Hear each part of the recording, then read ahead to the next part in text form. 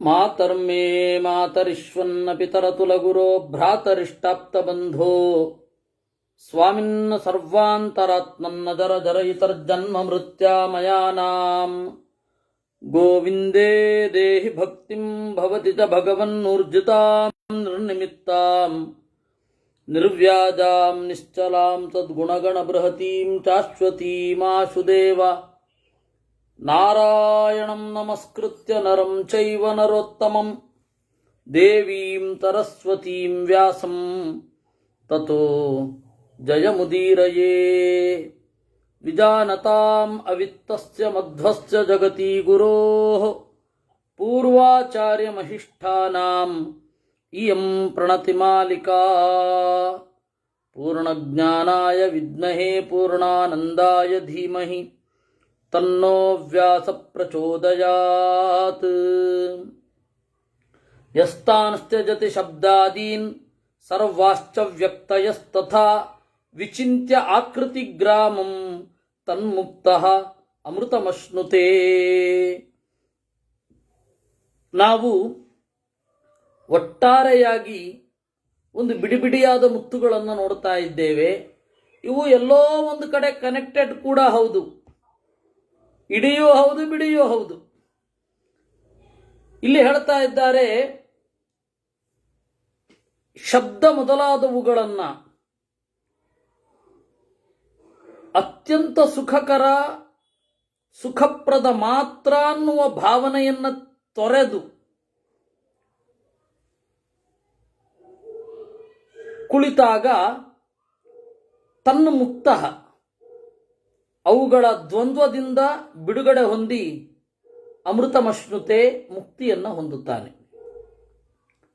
ಉಜ್ಜನ್ಹಿ ಸವಿತಾ ಯದ್ವತ್ ಸೃಜತೆ ರಶ್ಮಿಮಂಡಲಂ ಸಯೇವ ಅಸ್ತಮುಪಾಗಚ್ಚನ್ ತದೇವಾತ್ಮನಿ ಯಚ್ಛತಿ.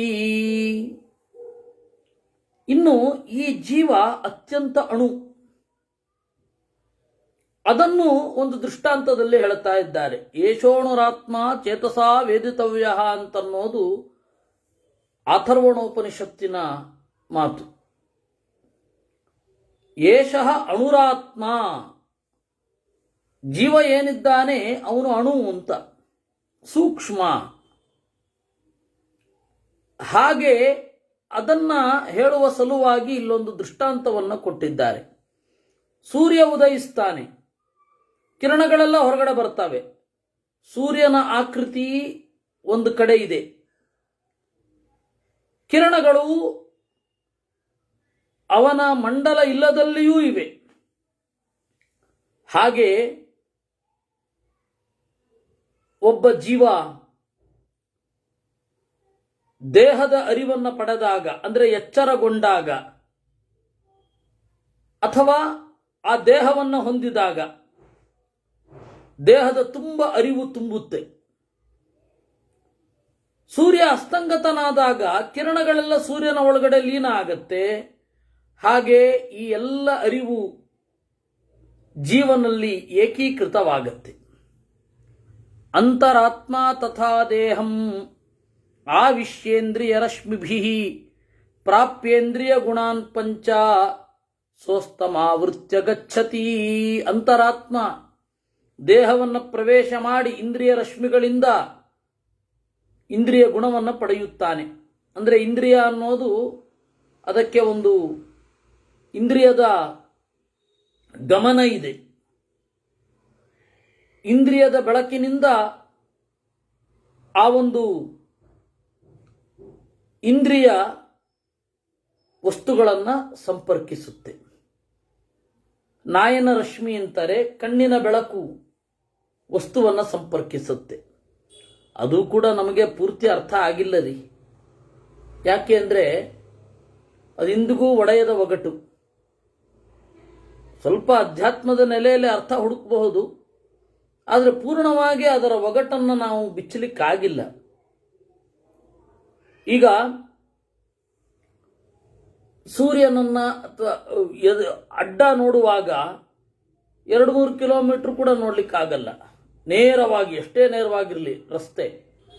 ಆದರೆ ಮೇಲ್ಗಡೆ ನೋಡುವಾಗ ನಕ್ಷತ್ರವನ್ನು ಪೂರ್ತಿಯಾಗಿ ನೋಡುತ್ತೇವೆ, ನಕ್ಷತ್ರವನ್ನು ನೋಡುತ್ತೇವೆ, ಪೂರ್ತಿಯಾಗಿ ಅಲ್ಲ, ನಕ್ಷತ್ರವನ್ನು ನೋಡುತ್ತೇವೆ.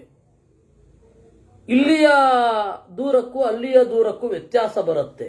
ಅದು ಹೇಗೆ ನಮ್ಮ ಇಂದ್ರಿಯ ಅದನ್ನು ಗ್ರಹಿಸುತ್ತೆ, ಇದು ಎದುರುಗಡೆ ಇರೋದನ್ನು ಗ್ರಹಿಸಲ್ಲ, ಅಡ್ಡ ಗ್ರಹಿಸಲ್ಲ, ಉದ್ದವನ್ನು ಗ್ರಹಿಸುತ್ತೆ, ಹೇಗೆ? ಇದೆಲ್ಲ ನಮಗೇ ಗೋಚರವಾಗದ ಸಂಗತಿ, ನಮ್ಮ ಬಗೆಗೆ ನಮಗೇ ಗೊತ್ತಿಲ್ಲ. ಇದರಲ್ಲಿ ಯಾವ ಸಿದ್ಧಾಂತ ಇದ್ರೂ ನಾವು ಪೂರ್ತಿಯಾಗಿ ಫಾಲೋ ಮಾಡ್ಲಿಕ್ಕೆ ಬರಲ್ಲ, ಏನೋ ಒಂದು ಪ್ರಾಬ್ಲಮ್ ಇರುತ್ತೆ. ಆದ್ರೂ ನೋಡ್ತಾ ಇದ್ದೀವಲ್ಲ, ಸಿದ್ಧಾಂತದಲ್ಲಿ ಏನ್ ಬೇಕಾದ್ರೆ ಪ್ರಾಬ್ಲಮ್ ಇರಲಿ, ನೋಡ್ತಾ ಇದ್ದೀವಿ. ಇಂದ್ರಿಯಗಳು ಬೆಳಕಿನ ಮೂಲಕ ಸಾಗಿ ವಸ್ತುವನ್ನ ಗ್ರಹಿಸಿ ಮತ್ತೆ ಒಳಗಡೆ ನೆಲೆಗೊಳ್ಳುತ್ತವೆ. ಹಾಗೆ ಮಲಗಿಕೊಳ್ಳುವಾಗ ಅಥವಾ ಜ್ಞಾನಹೀನರಾಗುವಾಗ, ಅದು ಜಾಗೃತ ಅವಸ್ಥೆ ಆಗಿರಬಹುದು, ಯಾವುದೇ ಆಗಿರಬಹುದು, ಇಂದ್ರಿಯಗಳ ರಶ್ಮಿಯೆಲ್ಲ ಸಂಕುಚಿತ ಆಗಿ ಸೂಕ್ಷ್ಮ ರೂಪದಲ್ಲಿ ಇರುತ್ತೆ.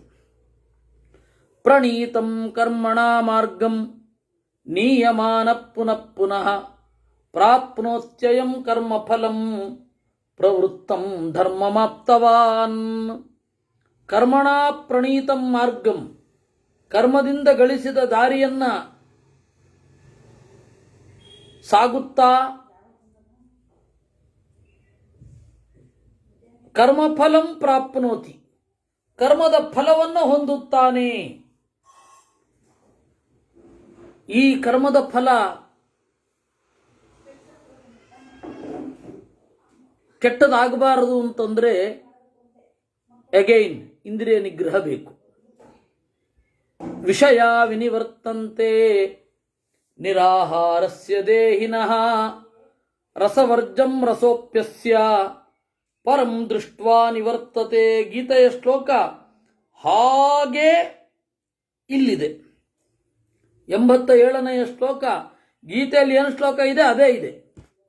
ಅದರಿಂದಾಗಿ ಮಹಾಭಾರತ ಮತ್ತೆ ಗೀತೆ ಅಂತ ತೆಗೆದುಕೊಂಡ್ರೆ, ಗೀತೆಯನ್ನ ಮಹಾಭಾರತದ ಬೇರೆ ಬೇರೆ ಕ್ಯಾರೆಕ್ಟರ್ಗೆ ಅಪ್ಲೈ ಮಾಡಿ ನೋಡ್ತಾ ಇರಬೇಕು. ಮಧ್ವಾಚಾರ್ಯರು ಅದನ್ನು ತೋರಿಸಿದ್ದಾರೆ ತಮ್ಮ ಗೀತಾ ಭಾಷ್ಯದಲ್ಲಿ, ಗೀತಾ ತಾತ್ಪರ್ಯದಲ್ಲಿ.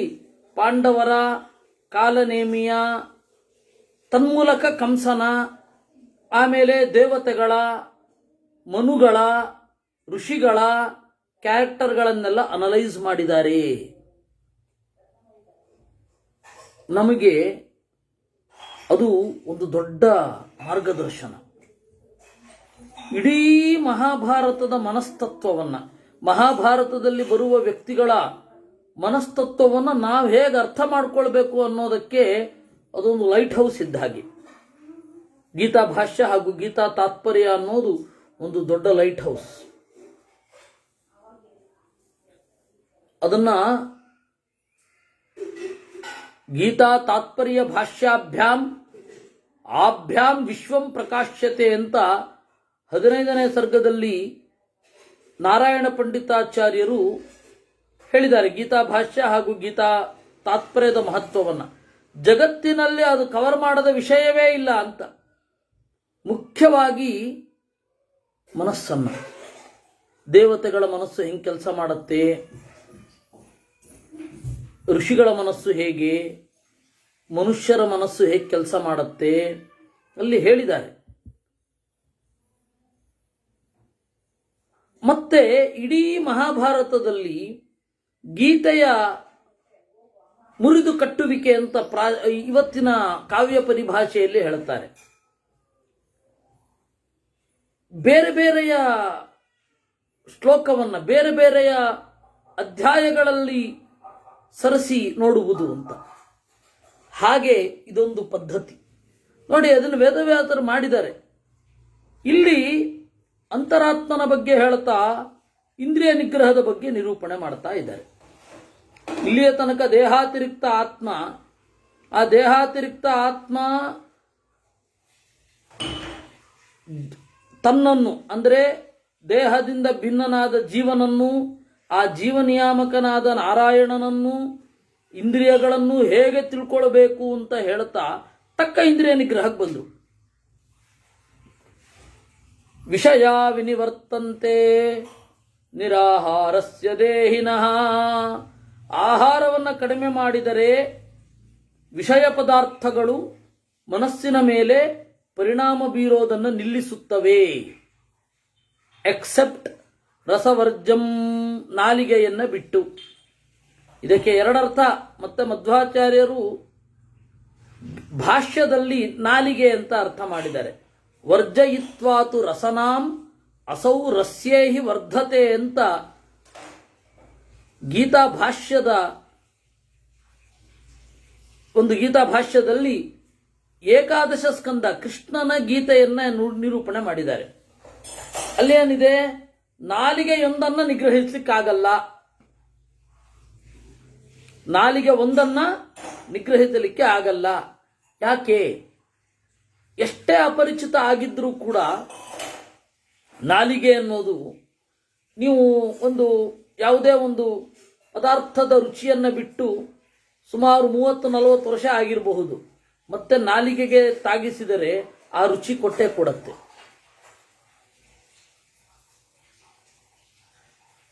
ಅದು ಹಾಗೆ ಮಾಡುತ್ತೆ ನೋಡಿ. ಸಣ್ಣದು ಚಾತುರ್ಮಾಸ್ಯದ ವ್ರತದ ಪ್ರಸಂಗದಲ್ಲಿ ವ್ರತ ಮಾಡುವವರು ಆ 4 ತಿಂಗಳು ಕೆಲವೊಂದು ಆಹಾರಗಳನ್ನು ಮುಟ್ಟಿರಲ್ಲ. 4 ತಿಂಗಳಾದ ಮೇಲೆ ನಾವು ಆಹಾರ ಮುಟ್ಟಿದ್ರೆ ರುಚಿ ಅಂತೂ ಗೊತ್ತಾಗತ್ತೆ. ಅದು ಸೆಟ್ ಆಗತ್ತಾ ಆಗಲ್ವಾ ಗೊತ್ತಿಲ್ಲ.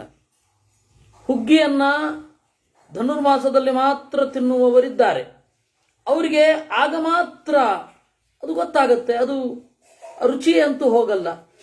ಅದಕ್ಕೆ ವರ್ಜಯಿತ್ವಾತು ರಸನಾಂ ಅಸೌ ರಸ್ಯೇತು ವರ್ಧತೆ. ಯಾವುದು ಸೆನ್ಸೇಷನ್ ಅನ್ನು ಕಳ್ಕೊಂಡ್ರೂ ಕೂಡ ನಾಲಿಗೆ ಕಳ್ಕೊಳ್ಳೋಲ್ಲ. ಹೀಗಾಗಿ ನೀವು ಆಹಾರ ಕೊಡದೆ ಹೋದ್ರೆ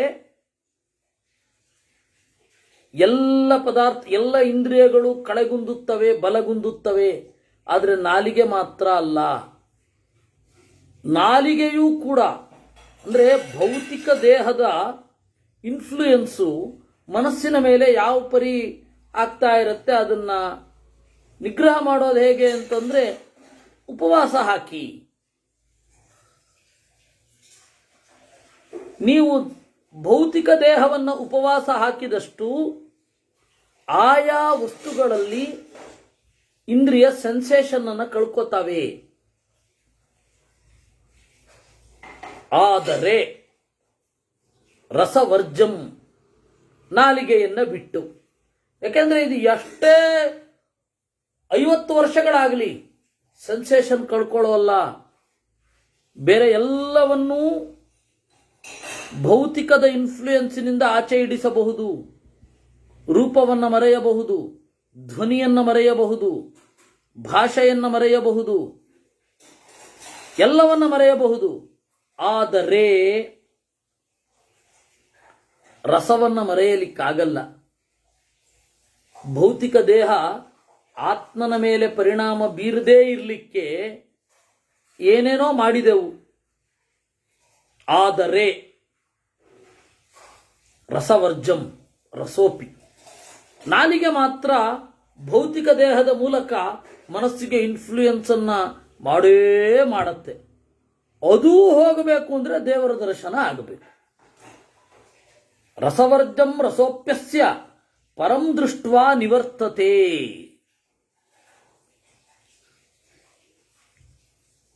ಗೀತೆಯಲ್ಲಿ ಹೇಳಿರುವ ಈ ಸಂಗತಿಯನ್ನ ನಿರೂಪಣೆ ಮಾಡಲಿಕ್ಕೆ ಬುದ್ಧಿ ಕರ್ಮ ಗುಣೈರ್ಹೀನ ಅಂತ ಮತ್ತೆ ಶುರು ಆಗುತ್ತೆ. ಬುದ್ಧಿ ಕರ್ಮ ಗುಣೈರ್ಹೀನ ಯದಾ ಮನಸಿ ವರ್ತತೆ ತದಾ ಸಂಪದ್ಯತೆ ಬ್ರಹ್ಮ ತತ್ರೈವ ಪ್ರಳಯಂ ಗತಃ.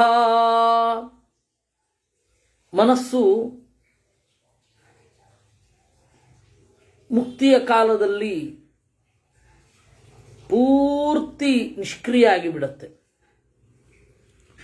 ಸ್ವರೂಪದ ಮೂಲಕವೇ ಮನಸ್ಸು ಸ್ವಲ್ಪ ಕೆಲಸ ಮಾಡ್ತಾ ಇರುತ್ತೆ ಮುಕ್ತಿ ಅವಸ್ಥೆಯಲ್ಲಿ. ಮುಕ್ತಿಯನ್ನು ಪಡೆಯುವಾಗ ಅಂದರೆ ಜೀವನ್ಮುಕ್ತರು, ಮುಕ್ತಿ ನಿಶ್ಚಯ ಆದವರು ಅಂತ ಇರ್ತಾರಲ್ಲ. ಇವಾಗ ಇಂದ್ರ, ಮುಖ್ಯ ಪ್ರಾಣ, ಬ್ರಹ್ಮದೇವರು, ಆಮೇಲೆ ಗರುಡ, ಅವ್ರ ಮನಸ್ಸೆಲ್ಲ ಆಲ್ಮೋಸ್ಟ್ ಭೌತಿಕವಾದ ಸಂಗತಿಗಳಿಂದ ದೂರ ಆಗಿ ಇರುತ್ತೆ.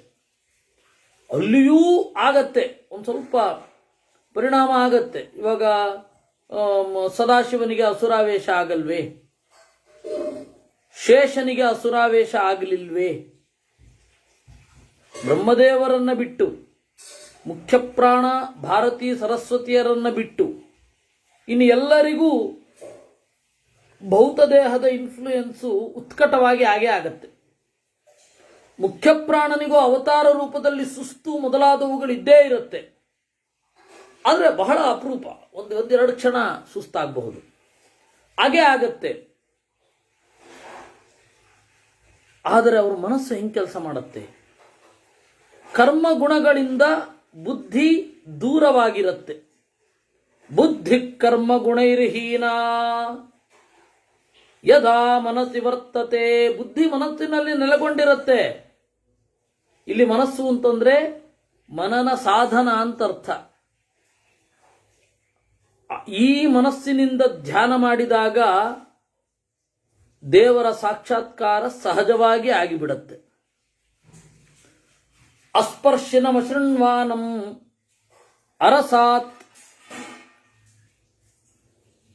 ಅರಸಾದಂ ಅದರ್ಶಿನಂ ಅಘ್ರಾಣಮ ವಿತರ್ಕಂಚ ಸತ್ವಂ ಪ್ರವಿಶತೆ ಪರಂ. ಈ ಹಂತದಿಂದ ಬುದ್ಧಿ ಯಾವಾಗ ಹಿಂಗೆ ಕೆಲಸ ಮಾಡುತ್ತೆ, ಆಗ ಅವನು ಸ್ಥಿತ ಪ್ರಜ್ಞತೆಯ ಕಡೆಗೆ ಹೋಗ್ತಾನೆ. ದೇವರನ್ನ ಕಾಣುವಾಗ ಅಸ್ಪರ್ಶಿನಂ, ದೇವರನ್ನ ಸಮಾಧಿಯ ಕಾಲದಲ್ಲಿ ನೋಡ್ತಾ ಇರುವಾಗ ಅವನಿಗೆ ಸ್ಪರ್ಶ ಇರೋದಿಲ್ಲ, ಕೇಳೋದಿಲ್ಲ.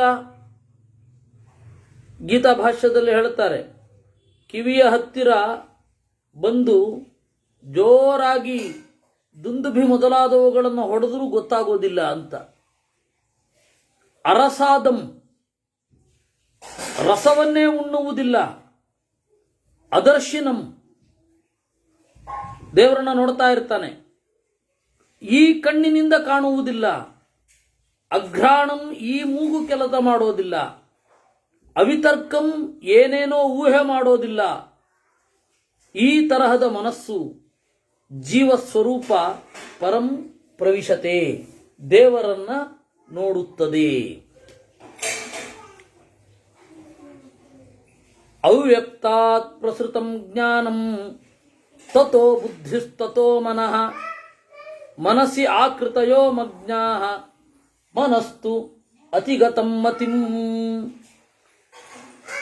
ಮತಿಸ್ತತಿಗತಂ ಜ್ಞಾನಂ ಜ್ಞಾನಂ ತ್ವತಿಗತಂ ಮಹತ್ ನೇಂದ್ರಿಯೈರ್ಮನಸಸ್ಸಿದ್ಧಿ ನ ಬುದ್ಧಿಂ ಬುಧ್ಯತೆ ಮನಃ ನ ಬುದ್ಧಿರ್ಬುಧ್ಯತೆ ವ್ಯಕ್ತಂ ಸೂಕ್ಷ್ಮಸ್ತ್ವೇತಾನಿ ಪಶ್ಯತಿ. ದೇವರನ್ನ ನೋಡಿ ಆದ ಮೇಲೆ ಅಸಂಪ್ರಜ್ಞಾತ ಸಮಾಧಿಯಲ್ಲಿ ದೇವರು, ಜೀವ, ಈ ದೇಹವೆಂಬ ಜಡ, ಈ ತ್ರಿಪುಟಿ ಹೇಗಿರುತ್ತೆ ಅಂತ ನಿರೂಪಣೆ ಮಾಡುತ್ತಾ ಇದ್ದಾರೆ. ಅವ್ಯಕ್ತಾತ್ ಪ್ರಸೃತಂ ಜ್ಞಾನಂ, ಅವ್ಯಕ್ತದಿಂದ ಅಂದರೆ ಪ್ರಕೃತಿಯಿಂದ ಬರುವ ಜ್ಞಾನ, ಬುದ್ಧಿ, ಮನಸ್ಸು, ಮನಸ್ಸಿನಲ್ಲಿ ಇರುವಂತಹ ಆಕೃತಿಗಳು, ಯಾವುದೇ ಒಂದು ವಸ್ತುವಿನ ಇಂಪ್ರೆಷನ್ಸ್ ಅಂತ ಹೇಳ್ತಾರೆ, ವಿಷನ್ಸ್ ಅಂತ ಹೇಳ್ತಾರೆ, ಇದೆಲ್ಲವೂ ಕೂಡ ಉಡುಗಿ ಹೋಗಿರುತ್ತೆ. ಮಗ್ನ ಅಂದರೆ ಉಡುಗಿ ಹೋಗಿರುತ್ತೆ. ಮನಸ್ತು ಅತಿಗತಂ ಮತಿಂ, ಮನಸ್ಸು ಏನನ್ನೂ ಯೋಚನೆ ಮಾಡುವುದಿಲ್ಲ. ಮತಿಸ್ತ್ವತಿಗತಂ ಜ್ಞಾನಂ ಜ್ಞಾನಂ ತ್ವತಿಗತಂ ಮಹತ್, ದೇವತೆಗಳು ಯಾರೂ ಕೂಡ ಕೆಲಸ ಮಾಡುವುದಿಲ್ಲ. ಇಂದ್ರಿಯದ ಅರಿವು, ಇಂದ್ರಿಯದಿಂದ ಮೇಲ್ಗಡೆ ಇರುವ ಮನಸ್ಸಿನ ಅರಿವು, ಮನಸ್ಸಿನ ಮೇಲ್ಗಡೆ ಇರುವ ಬುದ್ಧಿಯ ಅರಿವು ಅಂದರೆ ಸರಸ್ವತಿಯ ಅರಿವು, ಸರಸ್ವತಿಯ ಮೇಲ್ಗಡೆ ಇರುವ ಮಹತ್ತತ್ವ ಅಭಿಮಾನಿಯಾದ ಬ್ರಹ್ಮದೇವರ ಅರಿವು, ಇದ್ಯಾವುದು ಕೆಲಸ ಮಾಡೋಲ್ಲ. ಅವ್ಯಕ್ತ ತತ್ವಳಾದ ಅವ್ಯಕ್ತ ತತ್ವಾಭಿಮಾನಿನಿಯಾದ ಲಕ್ಷ್ಮೀದೇವಿಯೂ ತಟಸ್ಥವಾಗಿರ್ತಾಳೆ. ಸೂಕ್ಷ್ಮಸ್ತು ಏತಾನಿ ಪಶ್ಯತಿ. ಆದರೆ ಇವರೆಲ್ಲರ ಕ್ರಿಯೆ ಹಾಗೂ ನಿಷ್ಕ್ರಿಯೆಗಳನ್ನು ಸೂಕ್ಷ್ಮನಾದ ಭಗವಂತ ಕಾಣ್ತಾ ಇರ್ತಾನೆ. ಜೀವನಿಗೂ ಇದರ ಅರಿವಿರಲ್ಲ. ಜ್ಞಾಯಂ ಜ್ಞೇಯಾಭಿನಿರ್ವೃತ್ತಂ ವಿದ್ಧಿ ಜ್ಞಾನ ಗುಣಂ ಮನಃ ಪ್ರಜ್ಞಾಕರಣ ಸಂಯುಕ್ತ ತತೋ ಬುದ್ಧಿ ಪ್ರವರ್ತತೆ.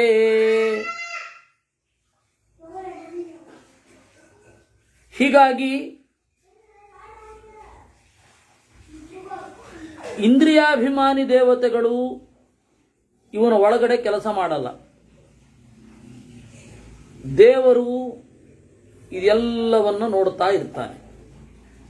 ಇದು ಅಸಂಪ್ರಜ್ಞಾತ ಸಮಾಧಿಯಲ್ಲಿ ಜೀವ ದೇವರನ್ನು ಕಾಣ್ತಾ ಇರಬೇಕಾದ್ರೆ ಅವನ ದೇಹದ ಬೇರೆ ಬೇರೆ ಇಂದ್ರಿಯಗಳು ಯಾವ ರೀತಿ ಕೆಲಸ ಮಾಡಲ್ಲ, ಇಂದ್ರಿಯಾಭಿಮಾನಿ ದೇವತೆಗಳ ತಟಸ್ಥ ಸ್ಥಿತಿ ಇದೆಲ್ಲವನ್ನೂ ನಮಗೆ ಹೀಗೆ ಕಟ್ಟಿಕೊಟ್ಟಿದೆ.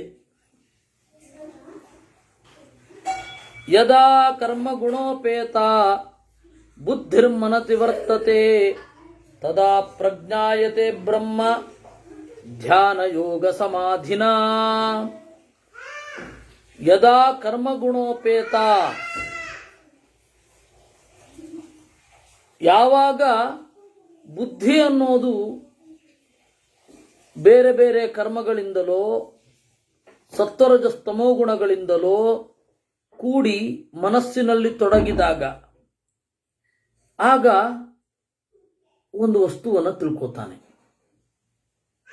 ಆದರೆ ದೇವರನ್ನು ತಿಳ್ಕೊಳ್ಬೇಕಾದ್ರೆ ಧ್ಯಾನ ಮಾಡಬೇಕಾದ್ರೂ ಇವ್ರು ಬೇಕೇ ಬೇಕು. ಬುದ್ಧಿ ಬೇಕು, ಮನಸ್ಸು ಬೇಕು.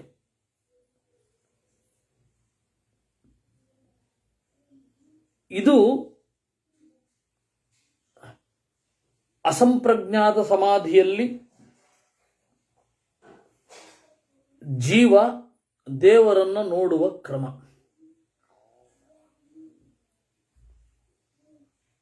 ಸರ್ವಾಣ್ಯೇತಾನಿ ಸಂವಾರ್ಯ ದ್ವಾರಾಣಿ ಮನಸಿ ಸ್ಥಿತಃ ಮನಸಿ ಏಕಾಗ್ರತಾಂ ಕೃತ್ವಾ ತತ್ಪರಂ ಪ್ರತಿಪದ್ಯತೆ. ಈ ತರಹದ ಎಲ್ಲ ಇಂದ್ರಿಯದ ದ್ವಾರಗಳನ್ನು ನಿಗ್ರಹಿಸಿ ಮನಸ್ಸಿನಲ್ಲಿ ನೆಲೆಗೊಂಡು ಏಕಾಗ್ರನಾಗಿ ದೇವರನ್ನ ಕಾಣುವ ಬಗೆ ಇದು.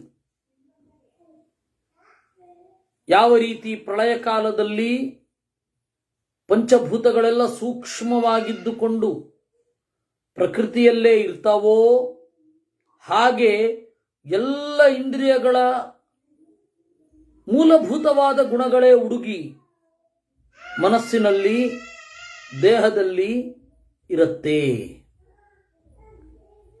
ಯದಾ ಮಹಾಂತಿ ಭೂತಾನಿ ನಿವರ್ತಂತೆ ಗುಣಕ್ಷಯೇ ತದಾ ಇಂದ್ರಿಯಾಣ್ಯುಪಾದಾಯ ಬುದ್ಧಿರ್ಮನಸಿ ವರ್ತತೆ.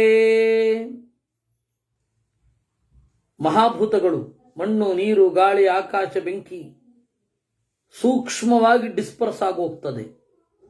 ಅವುಗಳು ಇದೆಯಾ? ಇದೆ. ಇಲ್ವಾ? ಇಲ್ಲ. ಆ ರೀತಿ ಇಂದ್ರಿಯಗಳು ಮನಸ್ಸಿನಲ್ಲಿ ನೆಲೆಗೊಂಡು ಸೂಕ್ಷ್ಮವಾಗಿ ತಮ್ಮ ಅಸ್ತಿತ್ವವೇ ಗೌಣವಾಗಿ ಏನು ಕೆಲಸ ಮಾಡದೇ ಇರುತ್ತೆ. ಅದರಿಂದ ಆಚೆ ಬರ್ತಾನಲ್ಲ ಅವನು, ಮತ್ತೆ ಅವುಗಳೆಲ್ಲ ಆಕ್ಟಿವ್ ಆಗಲಿಕ್ಕೆ ಟೈಮ್ ತಗೊಳ್ತವೆ, ಸ್ವಲ್ಪ ಟೈಮ್. ಇದು ಅಸಂಪ್ರಜ್ಞಾತ ಸಮಾಧಿಯಲ್ಲಿ ಆಗುವವನಿಗೆ ನಾವು ಕೊಡಬಹುದಾದ ದೃಷ್ಟಾಂತ ಅಂತಾರೆ. ಅವ್ಯಕ್ತಸ್ಯೇಹ ವಿಜ್ಞಾನೇ ನಾಸ್ತಿ ತುಲ್ಯಂ ನಿದರ್ಶನಂ. ಇಷ್ಟನ್ನು ಹೇಳಬಹುದು. ಈ ತರಹದ ಅವ್ಯಕ್ತವಾದದ್ದರನ್ನ ತಿಳ್ಕೊಳ್ಳಿಕ್ಕೆ ನಾಸ್ತಿ ತುಲ್ಯಂ ನಿದರ್ಶನಂ, ಇನ್ನೊಂದು ದೃಷ್ಟಾಂತವೇ ಇಲ್ಲ.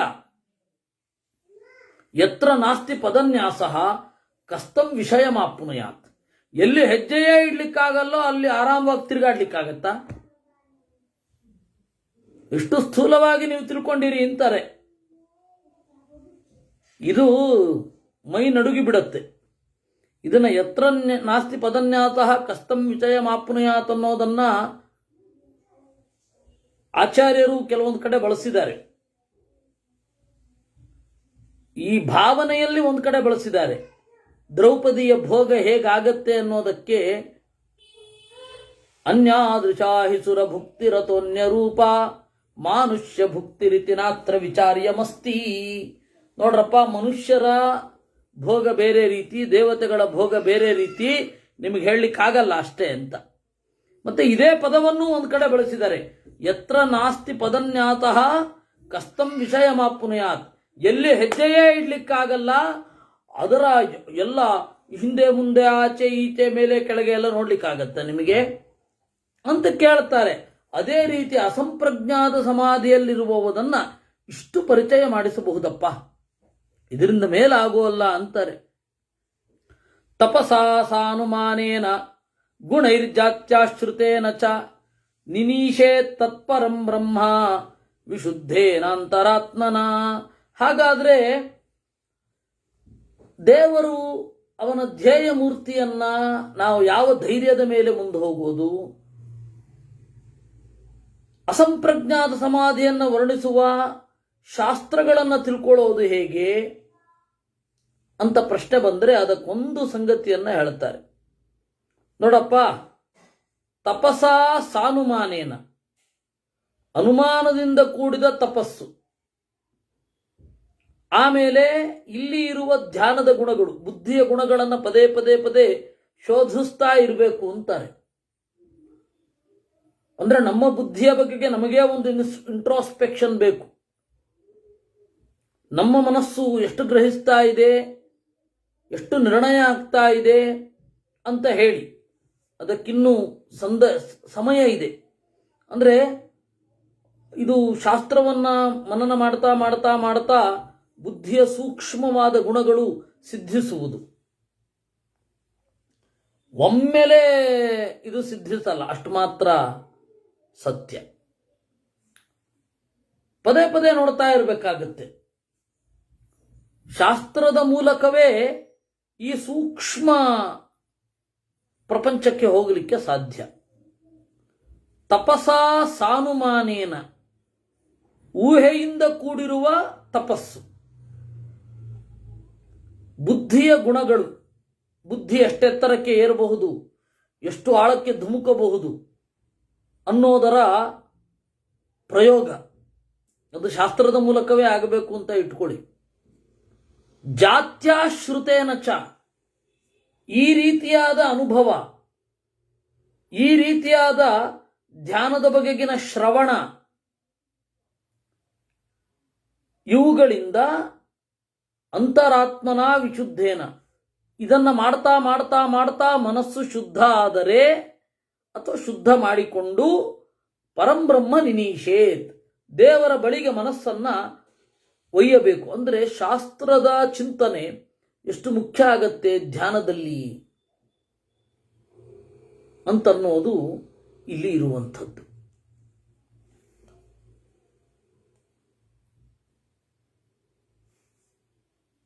ಇದನ್ನ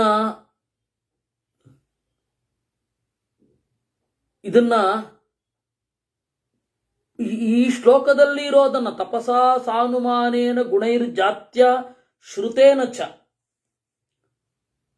ಮನಸ್ಸನ್ನ ಕೆತ್ತುವುದು, ಮನಸ್ಸನ್ನ ಮಾನಸಿಕ ಯೋಚನೆಗಳಿಂದಲೇ ರೂಪಿಸುವುದು. ಇದನ್ನ ನಾವು ಮಧ್ವವಿಜಯದಲ್ಲಿಯೂ ಕೂಡ ಕಾಣುತ್ತೇವೆ. ಮಧ್ವವಿಜಯದಲ್ಲಿ ಕೂಡ 8ನೇ ಸರ್ಗದಲ್ಲಿ ನನಗೆ ಮಧ್ವವಿಜಯ ಒಂದು ಅಚ್ಚರಿಯಾಗಿ ಕಾಣುತ್ತೆ. ಈ ಶಾಸ್ತ್ರದ ಎಷ್ಟು ವಿಚಿತ್ರ ಸಾರವನ್ನ ಒಳಗೊಂಡಿದೆ ಅಂತ ಅವರು ಬುದ್ಧಿಯ ಗುಣಗಳನ್ನು ಹೇಳ್ತಾ 8ನೇ ಸರ್ಗದಲ್ಲಿ ಪ್ರತಿಭಾ ಪ್ರಭಾ ಪ್ರಮುಖ ಸದ್ಗುಣೈರ್ನಿಜೈ ಅತಿ ವಿಸ್ಮಯಂ ನಿಯಮಿನಾಂ ಮನೋನಯನ್ ಅಂತ ಪ್ರತಿಭೆ ಪ್ರಭೆ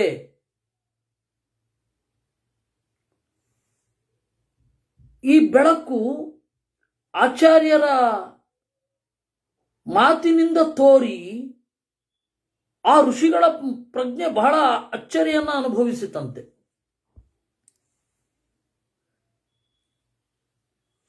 ಬುದ್ಧಿಯ ಸಹಜವಾದ ಗುಣ ಆಗಿತ್ತು ಅವರಿಗೆ. ಅವರು ಕೂಡ ಆಶ್ಚರ್ಯವನ್ನು ಹೊಂದಿದರು ಅಂತಾರೆ. ದೇವರ ಧ್ಯಾನಕ್ಕೆ ಹೋಗುವಾಗ ಶಾಸ್ತ್ರದ ಸಿದ್ಧತೆ ಏನು? ಅನುಮಾನದಿಂದ ಕೂಡಿದ, ತರ್ಕದಿಂದ ಕೂಡಿದ ಯೋಚನೆ, ಬುದ್ಧಿಯ ಪ್ರತಿಭೆ, ಸ್ಫುರತ್ತ ಮೊದಲಾದ ಗುಣಗಳು. ಬುದ್ಧಿಯ ಗುಣಗಳು ಇನ್ನೂ ಹಲವಾರು ರೀತಿಯಲ್ಲಿ ಇದೆ. ದೇವರ ಹತ್ತಿರ ಹೋಗಬೇಕು ಅಂತಂದ್ರೆ ಬುದ್ಧಿಯ ಕೆಲವು ಗುಣಗಳು ಸಿದ್ಧಿಯಾಗಬೇಕು. ಆ ಸ್ಫುರತ್ತ ಅಂದ್ರೆ ಹೊಳೆಯುವುದು, ಈ ಎಲ್ಲ ತರಹದ ಪ್ರಫುಲ್ಲತೆ ಬುದ್ಧಿಯಲ್ಲಿ, ಮತ್ತೆ ಆನ್ವಯಿಕತೆ, ಸುಮಾರು ಗುಣಗಳಿದೆ. ಶಾಸ್ತ್ರದಲ್ಲಿ ಹೇಳಿದ್ದೆ ಇವೆಲ್ಲ. ಯಾವುದು ಇಲ್ಲಿಂದ ತೆಗೆದದ್ದಲ್ಲ, ಜೇಬಿನಿಂದ ತೆಗಿತಾ ಇರೋದಲ್ಲ. ಇದು ಹೇಳಿದ್ರೆ ಆಶ್ಚರ್ಯ ಆಗತ್ತೆ. ಯಾಕೆ ಅಂತಂದ್ರೆ ನಾವು ಬುದ್ಧಿಯ ಈ ಗುಣಗಳನ್ನ ಅಲ್ಲಿ ಕಂಡಿಲ್ಲ, ಆದ್ದರಿಂದಾಗಿ ನಮಗೆ ಆಶ್ಚರ್ಯ ಆಗತ್ತೆ. ಇಷ್ಟೆಲ್ಲ ಆಗಿ ಶ್ರುತೇನಚ್ಚ ಬುದ್ಧಿಯ ಗುಣಗಳ ಕೇಳಿಕೆ, ಯಾರ್ಯಾರ ಬುದ್ಧಿ ಹೆಂಗೆ ಕೆಲಸ ಮಾಡ್ತಾ ಇತ್ತು ಇವುಗಳೆಲ್ಲ. ಯಾಕೆಂದ್ರೆ ಇವ್ರು ಈ ರೀತಿ ಹೇಳಿದ್ರು, ಇವ್ರು ಈ ರೀತಿ ಹೇಳಿದ್ರು ಅಂದ್ರೆ ಅವರ ಬುದ್ಧಿಯ ಗುಣಗಳನ್ನ ನಾವು ಪಟ್ಟಿ ಮಾಡ್ತಾ ಹೋಗಬೇಕು. ಅದು ವೇದದ ಋಷಿಗಳ ಪ್ರಜ್ಞೆಯನ್ನ ನಮ್ಮ ಮನಸ್ಸಿಗೆ ತಂದುಕೊಳ್ಳುವಂತಹ, ಯೋಚಿಸುವಂತಹ ಕೆಲಸ ಆಗಬೇಕು. ಅದು ಶ್ರುತೇನಚ. ಇನ್ನು ಜಾತಿ, ಬುದ್ಧಿ ಜಾತಿ ಎಷ್ಟಿವೆ, ನಡೆ ಹೇಗೆ, ತನ್ನನ್ನೇ ತಾನು ಮೀರುವುದು ಹೇಗೆ, ಇವುಗಳೆಲ್ಲ ಬುದ್ಧಿಯ ವಿಚಿತ್ರವಾದ ಗುಣಗಳು. ಅದರಿಂದ ಈ ಶ್ಲೋಕವನ್ನ ಇನ್ನೊಮ್ಮೆ ನೋಡ್ಕೊಳ್ಳಿ. ತಪಸ ಸಾನುಮಾನೇನ ಗುಣೈಹಿ ಜಾತ್ಯ ಶ್ರುತೇನ ಚ. ಆಮೇಲೆ ವಿಶುದ್ಧೇನ ಅಂತರಾತ್ಮನ, ಮನಸ್ಸು ಶುದ್ಧಿಯಾಗುವಲ್ಲಿ ಈ ಸ್ಟೆಪ್ಸ್. ಅನುಮಾನದಿಂದ ಕೂಡಿದ ತಪಸ್ಸು. ತಪಸ್ಸು ಅಂದ್ರೆ ಯೋಚನೆ, ತಪ ಆಲೋಚನೆ. ತಪಸಾಚೀಯತೆ ಬ್ರಹ್ಮ ಅಂದ್ರೇನು? ದೇವರು ಯೋಚಿಸಿದ, ತಥೋನ್ನಂ. ಹಾಗೆ ತಪಸಾ ಸಾನುಮಾನೇನ, ಊಹೆಯಿಂದ ಕೂಡಿದ ಯೋಚನೆ. ಅಂದ್ರೆ ಆ ಊಹೆಗೆ ವೇದದ ಹಿನ್ನೆಲೆ ಬೇಕು. ಗುಣೈಹಿ ಬುದ್ಧಿಯ ಗುಣಗಳು. ಆಮೇಲೆ ಜಾತಿ, ಎಷ್ಟು ತರಹದ ವೈವಿಧ್ಯಗಳಿದೆ ಪ್ರಜ್ಞೆಯಲ್ಲಿ ಅನ್ನುವ ಪ್ರಜ್ಞೆ. ಆಮೇಲೆ ಶ್ರುತೇನಚ ಶಾಸ್ತ್ರ ಶ್ರವಣ, ವಿಶುದ್ಧೇನ ಅಂತರಾತ್ಮನ ಶುದ್ಧವಾದ ಮನಸ್ಸು. ಇವುಗಳೆಲ್ಲದರ ಹಿನ್ನೆಲೆಯಲ್ಲಿ ಪರಂಬ್ರಹ್ಮ ನಿನೀಶೇತ್, ಪರಮಾತ್ಮನನ್ನ ಕುರಿತು ನಮ್ಮ ಪ್ರಜ್ಞೆಯನ್ನ ಒಯ್ಯಬೇಕಾಗುತ್ತದೆ. ನೇತುಮಿಚ್ಛೇತ್ ನಿನೀಶೇತ್. ಜಾತಿ ಅಂದ್ರೆ ಜಾತಿ ಅಂತಂದ್ರೆ ಬುದ್ಧಿಯ ವೈವಿಧ್ಯ. ಜಾತಿ ಅನ್ನೋ ಶಬ್ದಕ್ಕೇನೆ ವೈವಿಧ್ಯ ಅಂತ, ಅದಕ್ಕೆ ಇಲ್ಲಿ ಮನುಷ್ಯರನ್ನು ಜಾತಿ ಅಂತ ಕರೆಯೋದು. ಇನ್ನೊಂದು ಜಾತಿ ಅಂತ ಇದೆ, ಅದು ಹುಟ್ಟಿದ್ದನ್ನು ಮೀರುವುದು ಅಂತನ್ನುವ ಅರ್ಥ. ಆದರೆ ಆ ಅರ್ಥ ಇಲ್ಲಿ ಇಲ್ಲ. ಆದರೆ ಹೇಳಿದ್ದು ಮೂಲಭೂತವಾಗಿ ವೈವಿಧ್ಯ ಅನ್ನುವ ಅರ್ಥದಲ್ಲಿಯೇ ಜಾತಿ ಅಂತನ್ನೋದಿರೋದು. ತಾರ್ಕಿಕರು ಹೇಳಿದಂತೆ ಅಲ್ಲ, ಧರ್ಮಶಾಸ್ತ್ರಕಾರರು ಹೇಳಿದಂತೆಯೂ ಜಾತಿ ಇಲ್ಲಿ ಅಪ್ಲೈ ಆಗಲ್ಲ. ಇಷ್ಟು ಗುಣಗಳ ಜೊತೆಗೆ ಪರಂಬ್ರಹ್ಮ ನಿನೀಶಿಯತ್, ಪರಮಾತ್ಮನನ್ನ ಕುರಿತು ಮನಸ್ಸನ್ನೋ ಜೀವನನ್ನೋ ಜೀವ ಒಯ್ಯಬೇಕು. ನೈರ್ಗುಣ್ಯಾತ್ ಬ್ರಹ್ಮ ಚಾಪ್ನೋತಿ ಸಗುಣತ್ವಾನ್ನಿವರ್ತತೆ ಗುಣೇ ಪ್ರಸಾರಿಣಿ ಬುದ್ಧಿ ಹುತಾಚನ ಇವೇಂಧನೇ. ನೈರ್ಗುಣ್ಯಾತ್ ಬ್ರಹ್ಮ ಪ್ರಾಪ್ನೋತಿ, ಸತ್ವರಜಸ್ತಮೋ ಗುಣಗಳು ಬ್ರಹ್ಮನಲ್ಲಿ ಇಲ್ಲ ಅಂತ ಹೇಳಿ ಅವನನ್ನ ಹೊಂದಬೇಕು. ಸಗುಣತ್ವಾನ್ ನಿವರ್ತತೆ, ಸತ್ವಗುಣ ರಜೋಗುಣ ತಮೋ ಗುಣಗಳಿದೆ ಅಂತ ಹೇಳಿದಾಗ ಮನಸ್ಸು ಅವನಿಂದ ಹಿಂದೆ ಸರಿಯುತ್ತೆ.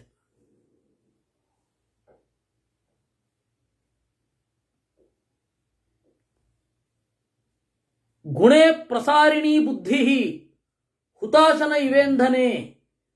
ಈ ದೇವರ ಗುಣ ಮತ್ತು ಸತ್ವಗುಣ ರಜೋಗುಣ ತಮೋ ಗುಣಗಳಲ್ಲಿ ತೊಡಗುವ ಬುದ್ಧಿ ಹುತಾಶನ ಇವ ಇಂಧನೆ, ಕಟ್ಟಿಗೆಯಲ್ಲಿ ಇರುವ ಬೆಂಕಿಯ ಹಾಗೆ.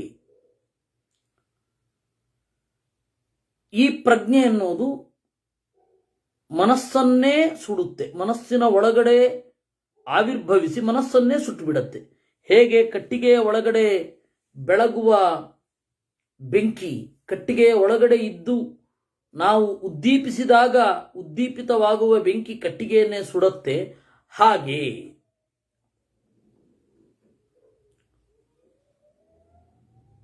ನಮ್ಮ ದಿಲೀಪ್ ರತ್ನಾಕರ್ ಅವರ ಒಂದು ಅಭಿಪ್ರಾಯ, ಇಂದಿನ ದಿನಗಳಲ್ಲಿ ಮಾಡುವ ಕುಂಡಲಿನಿ ಧ್ಯಾನ, ವಿಪಶ್ಯನ ಇತ್ಯಾದಿ ಮೆಡಿಟೇಷನ್ಗಳಲ್ಲಿ ಇಷ್ಟೆಲ್ಲ ಯೋಚಿಸುವುದಿಲ್ಲ ಅಂತ. ಹೌದು, ಅವ್ರಿಗೆ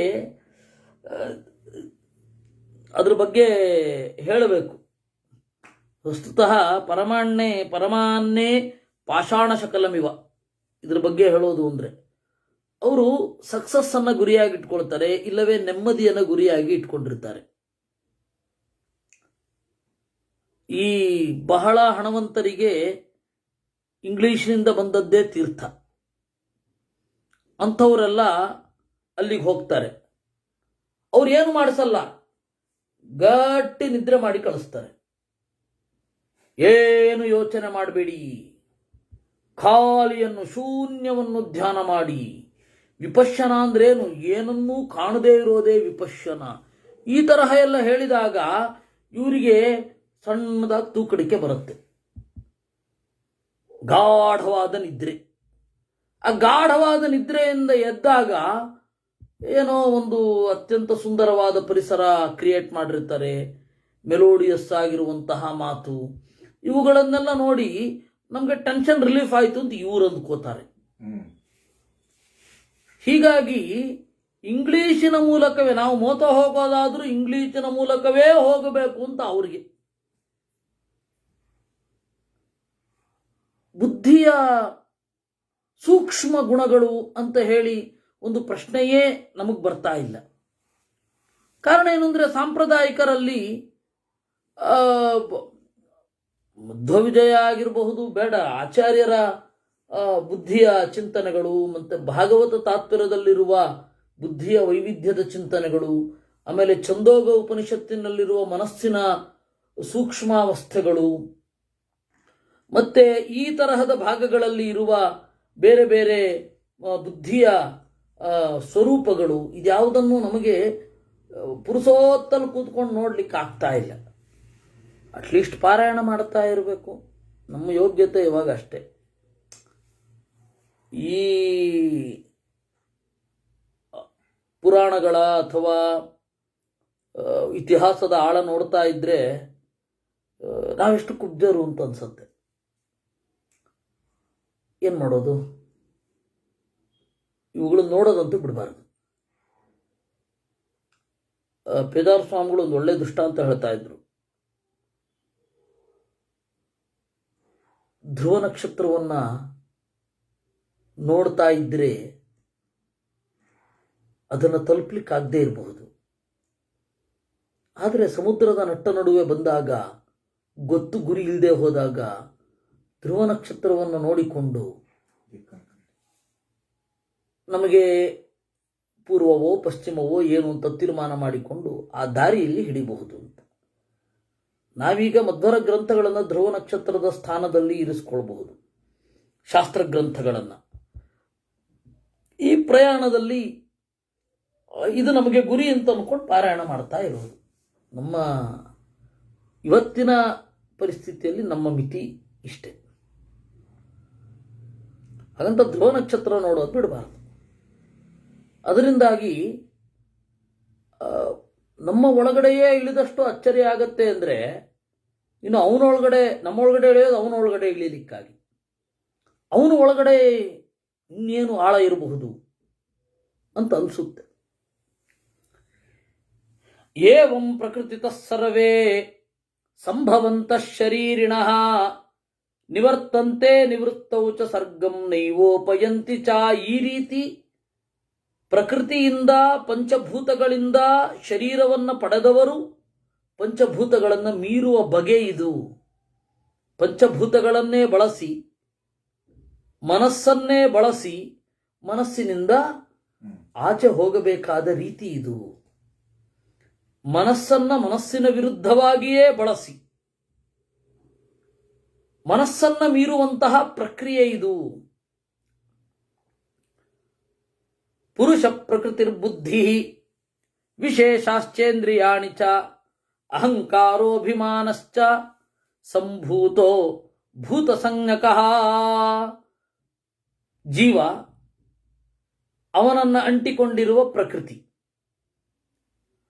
ಆ ಪ್ರಕೃತಿಯ ಸ್ವರೂಪಭೂತವಾದ ಪ್ರತಿಫಲನ ಬುದ್ಧಿ, ಆಮೇಲೆ ವಿಷಯಗಳು, ಇಂದ್ರಿಯ, ಅಹಂಕಾರ ಅಂತನ್ನುವ ಅಭಿಮಾನ, ಈ ದೇಹ ನಾನು ಅಂತನ್ನುವ ಅಭಿಮಾನ, ಇವು ಒಟ್ಟಿಗೆ ಸೇರಿದ್ರೆ ಭೂತ ಅಂತ ಕರೀತಾರೆ.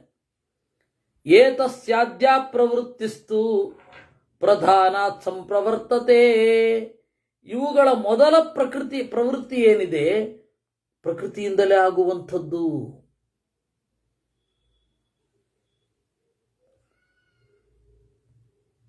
ಅದನ್ನ ದಾಟಬೇಕು. ಇದೊಂದೇ ದಾರಿ. ವಿರಕ್ತೋ ಜ್ಞಾನವಾನ್ ಭವೇತ್. ರಾಗವಾನ್ ಪ್ರಕೃತಿಂ ಹೇತಿ. ಇದರ ಬಗ್ಗೆ ಅರಿವಿಲ್ಲದವ ಪ್ರಕೃತಿಯಲ್ಲಿ ಸೇರ್ಕೊಳ್ತಾನೆ, ವಿರಕ್ತನಾದವ ಜ್ಞಾನವಂತನಾಗುತ್ತಾನೆ.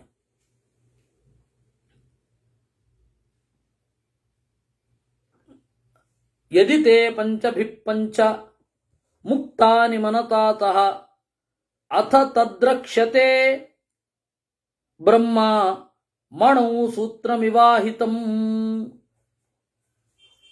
ಪಂಚಭಿ ಪಂಚಮುಕ್ತಾನಿ, ಐದರಿಂದ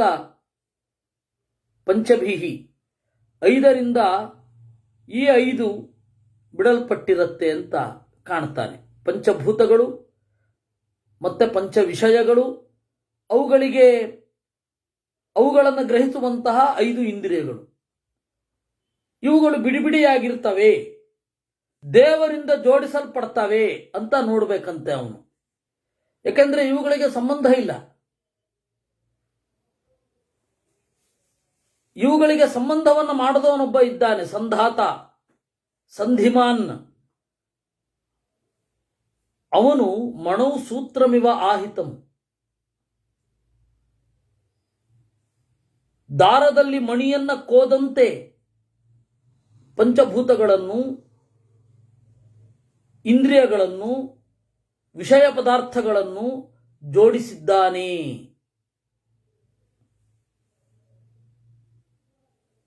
ತದೇವ ಚ ಯದಾ ಸೂತ್ರಂ ಸೌವರ್ಣೇ ವರ್ತತೆ ಪುನಃ ಮುಕ್ತಾ ಸ್ವತಃ ಪ್ರವಾಳೇಶು ಮೃನ್ಮಯೇ ರಾಜತೆ ತಥಾ. ಇದೇ ಮಣಿ ಬಂಗಾರದ ಗುಂಡುಗಳ ಒಳಗಡೆಯೂ, ಇದೇ ದಾರ ಬಂಗಾರದ ಗುಂಡಿನ ಒಳಗಡೆಯೂ ಹಾದು ಹೋಗಿದೆ. ಮುತ್ತಿನ ಮಣಿ, ಹವಳದ ಮಣಿ, ಮಣ್ಣಿನ ಮಣಿ, ಹಾಗೆ ರಾಜತೆ ತಥಾ ಬೆಳ್ಳಿಯ ಮಣಿಗಳನ್ನು ಹಾದು ಹೋಗಿದೆ. ಹಾಗೆ ಗೋವುಗಳಲ್ಲಿ, ಮನುಷ್ಯರಲ್ಲಿ, ಹಸ್ತಿ ಮೃಗಾದಿಷು ಆನೆಯಲ್ಲಿ, ಮೃಗದಲ್ಲಿ, ಜಿಂಕೆ, ಕೀಟ, ಪತಂಗ ಮೊದಲಾದವುಗಳಲ್ಲಿ ಹಾದು ಹೋಗಿರುತ್ತಾನೆ. ದೇವರು ಕೂಡ ಹೀಗಿರ್ತಾನೆ, ಎಲ್ಲರಲ್ಲಿ ಹಾದು ಹೋಗಿರ್ತಾನೆ, ಓತಪ್ರೋತನಾಗಿರ್ತಾನೆ. ಸೂತ್ರೇ ಮಯಿ ಸರ್ವಮಿದಂ ಪ್ರೋತಂ ಸೂತ್ರೇ ಮಣಿಗಣ ಇವ. ನಾನಾಗಲೇ ಒಂದು ಮಾತು ಹೇಳಿದೆ, ಇದನ್ನ ಮುರಿದು ಕಟ್ಟಿದ್ದಾರೆ ಅಂತ. ನೋಡಿ, ಮಣೌ ಸೂತ್ರಮಿವಾಹಿತಂ ಅಂದ್ರು, ತದ್ವದ್ ಗೋಷು ಮನುಷ್ಯೇಶು ಅಂದ್ರು. ಪಂಡಿತಾ ಸಮದರ್ಶಿನಃ ಅನ್ನೋಲ್ಲಿಗೆ ಅನ್ವಯ ಆಗತ್ತಿದೆಲ್ಲ. ಅಂದ್ರೆ ಪಂಡಿತಾ ಸಮದರ್ಶಿನಃ ಅಂದ್ರೆ ಸಮಂ ಭಗವಂತಂ ಪಶ್ಯಂತಿ, ಭಗವಂತಂ ಸಮಂ ಪಶ್ಯಂತಿ ಅಂತ. ಎಲ್ಲರ ಒಳಗಡೆ ಇರುವ ದೇವರನ್ನ ಕಾಣ್ತಾರೆ ಅಂತಾನೆ ವಿನಃ ಈ ಹೊರಗಿನ ಅಧಿಷ್ಠಾನಗಳನ್ನ ಸಮ ಅಂತ ಕಾಣ್ತಾರೆ ಅಂತಲ್ಲ. ಅದು ಇಲ್ಲಿ ಸ್ಪಷ್ಟ. ಆಚಾರ್ಯರು ಏನರ್ಥ ಹೇಳಿದ್ದಾರೆ, ಮಧ್ವಾಚಾರ್ಯ ಏನರ್ಥ ಹೇಳಿದ್ರು ನೋಡಪ್ಪ, ಉತ್ತಮವಾದ ಪದಾರ್ಥಗಳಿದೆ, ಮಧ್ಯಮವಾದ ಪದಾರ್ಥಗಳಿದೆ, ನೀಚವಾದ ಪದಾರ್ಥಗಳಿದೆ. ಎಲ್ಲರ ಒಳಗಡೆ ಇರುವ ಭಗವಂತ ಒಬ್ಬನೇ ಅಂತ ಕಾಣ್ತಾರೆ. ನೀಚವಾದ ಪದಾರ್ಥಗಳಲ್ಲಿಯೂ ಸರ್ವಗುಣ ಸಂಪನ್ನನಾಗಿ ಇದ್ದಾನೆ, ಮಧ್ಯಮವಾದ ಪದಾರ್ಥಗಳಲ್ಲಿಯೂ ಸರ್ವಗುಣ ಸಂಪನ್ನನಾಗಿದ್ದಾನೆ, ಉತ್ತಮವಾದ ಪದಾರ್ಥಗಳಲ್ಲಿಯೂ ಸರ್ವಗುಣ ಸಂಪನ್ನನಾಗಿದ್ದಾನೆ ಅಂತ ಕಾಣುವವರು ವಿದ್ವಾಂಸರು.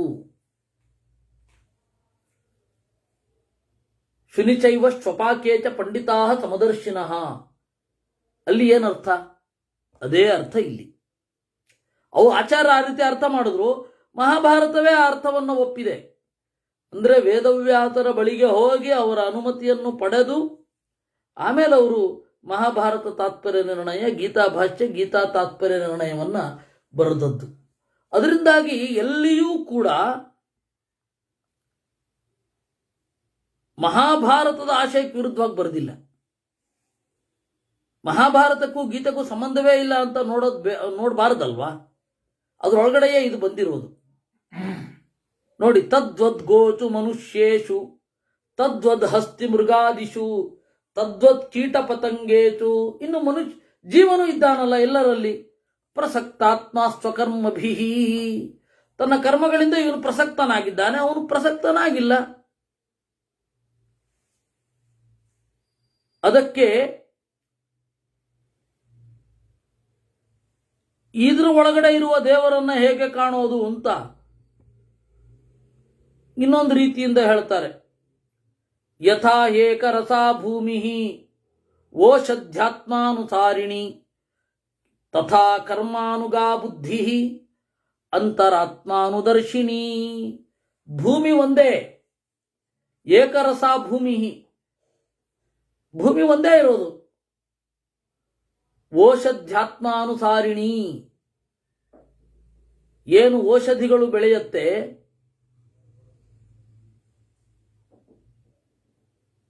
ಅದು ಮಣ್ಣಿನ ಪ್ರಭಾವವನ್ನು ಹೊಂದಿರುತ್ತೆ. ಬೇರೆ ಬೇರೆ ಮಣ್ಣು ಬೇರೆ ಬೇರೆ ಔಷಧಿಗಳನ್ನು, ಬೇರೆ ಬೇರೆ ರಸಗಳನ್ನು ಹುಟ್ಟಿಸುತ್ತೆ. ಎಲ್ಲಾ ಮಣ್ಣು ಎಲ್ಲಾ ಬೆಳೆಯನ್ನು ಹೊಂದೋದಿಲ್ಲ. ಆ ರೀತಿ ಕರ್ಮಾನುಗವಾದ ಬುದ್ಧಿ ಅಂತರಾತ್ಮನನ್ನು ಕಾಣುತ್ತೆ. ಜ್ಞಾನ ಪೂರ್ವೋದ್ಭವ ಲಿಪ್ಸಾ, ಲಿಪ್ಸಾ ಪೂರ್ವಾಭಿಸಂಧಿತ, ಅಭಿಸಂಧಿ ಪೂರ್ವಕಂ ಕರ್ಮ, ಕರ್ಮ ಪೂರ್ವಂ ತತಃ ಫಲಂ. ಜ್ಞಾನಪೂರ್ವಕವಾದ ಬಯಕೆ, ಆ ಬಯಕೆಗೆ ಕಾರಣ ಹಿಂದಿನ ಜನ್ಮದ ಸಂಸ್ಕಾರ, ಹಿಂದಿನ ಜನ್ಮದ ಸಂಸ್ಕಾರಕ್ಕೆ ಅನುಗುಣವಾದ ಕರ್ಮ, ಕರ್ಮಪೂರ್ವಕವಾದ ಫಲ. ಇಲ್ಲಿ ವ್ಯತ್ಯಾಸ ಆಗ್ತಾ ಇರೋದು, ದೇವರಲ್ಲಿ ಅಲ್ಲ. ಜೀವನಲ್ಲಿ ವ್ಯತ್ಯಾಸ ಆಗೋದು ಹೀಗೆ ಅಂತ ಹೇಳುತ್ತಾರೆ. ಈ ಪ್ರಜ್ಞೆಯ ಫಲ ಏನು, ಈ ಪ್ರಜ್ಞೆಯ ಕರ್ಮ ಎಂಥದು, ಜ್ಞೇಯ ಏನು ಇತ್ಯಾದಿಗಳನ್ನ ನಾವು ನಾಳೆ ನೋಡುವುದಾಗತ್ತೆ. ಇನ್ನು ಸುಮಾರಿದೆ ಇದು. ನಾವೀಗ 116ರಲ್ಲಿ ಇದ್ದೇವೆ. 141 ತನಕ ಇದೆ. ಇದನ್ನ ಹೇಳಿ ಆದ ಮೇಲೆ ಬೇರೆ ಬೇರೆ ನಾರದ ಮತ್ತೆ ಗಾಯತ್ರಿ ದೇವಿ, ಸರಸ್ವತಿಯ ಸಂವಾದ ಇವುಗಳೆಲ್ಲ ಇದೆ. ಅದನ್ನ ನಾಳೆ ನೋಡುವ. ಕೃಷ್ಣಾರ್ಪಣಮಸ್ತು.